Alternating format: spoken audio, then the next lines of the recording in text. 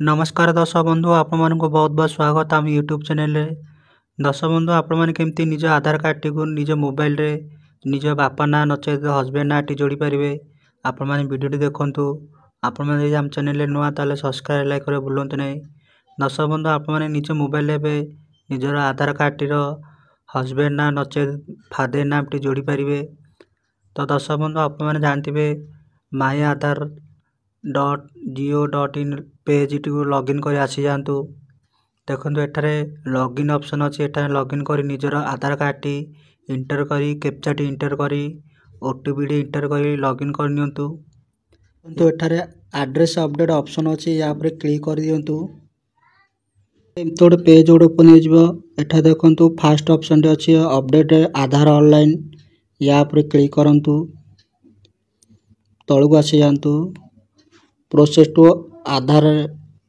To update आधार पर click करंतु। Update आधार पर क्लिक करंतु। तळକୁ आसी जांतु। देखंतु एठारे केयर ऑफ माने आपनक फादर नाम टी जोड़ी पारिबे नचेत हस्बैंड नाम टी जोड़ी पारिबे। एठारे निजर फादर नाम जति जोड़िया चाहते निजर फादर नाम टी टाइप कर दियंतु।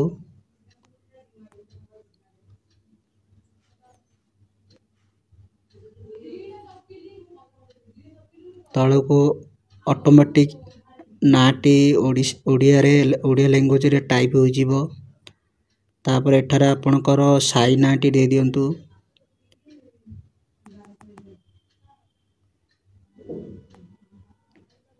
एठारे निजर गाँ नाटी दे दियंतु। आपनक एरिया रे लोकालिटी सिटी शहर टी ना दे दियंतु।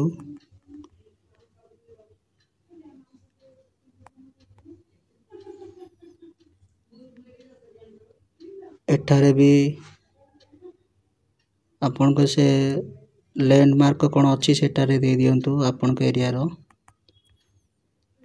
आपन को एरिया रो पिन कोड नंबर टी एठा चॉइस कर इंटर कर नियंतु।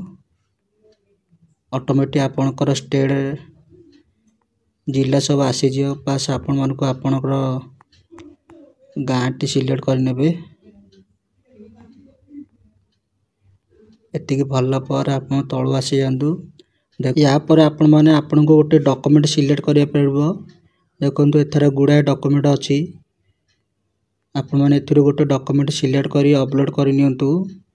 मो मतार आपन माने वोटर कार्ड टी सिलेक्ट कर नियंतु काहे कि ना वोटर कार्ड रे आपन कर फादर ना नचेत हस्बैंड ना वोटर कार्ड थाए।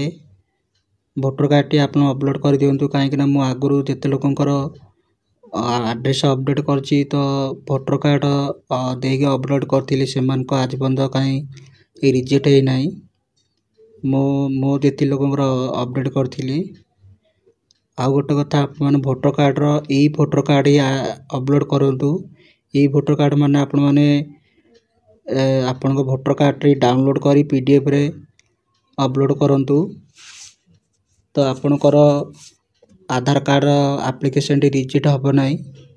ई वोटर कार्ड स्पष्ट देखा जाउची। आ जदि आपन को पूर्ण वोटर कार्ड टी स्कैन करी अपलोड करछन्ती तो रिजेक्ट भी हे पारे काहे कि ना पुराना वोटर कार्ड तो स्पॉट रे देखा जाउ नाही। तो मो मत आपन माने वोटर कार्ड टी डाउनलोड करंतु। आपन माने केमती डाउनलोड करि पारिबे मोर गोटे वीडियो अछि। आपन माने जाई आम चैनल रे जाई कि देखि पारिबे वोटर कार्ड टी केमती डाउनलोड करा जाए। वोटर कार्ड सहित केमती मोबाइल नंबर लिंक करा जाए मोर से वीडियो रे पूरा आपन जाई देखि पारिबे। तो देखंतु मो बर्तमान ई वोटर कार्ड टी अपलोड करूची।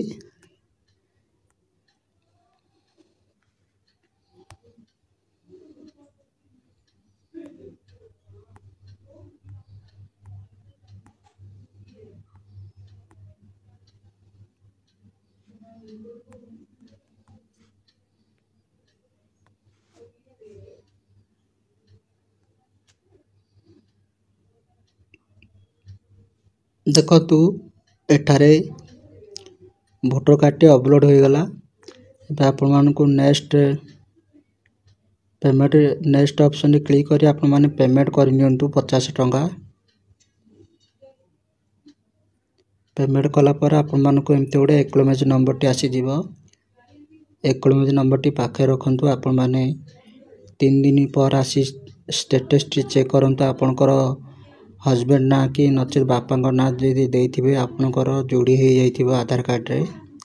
तो फ्रेंड आशा करुँचे आपण मैंने वीडियो को निश्चित भल लगे आप चैनल नुआ ताले सब्सक्राइब लाइक करे भूलु नहीं। जय हिंद।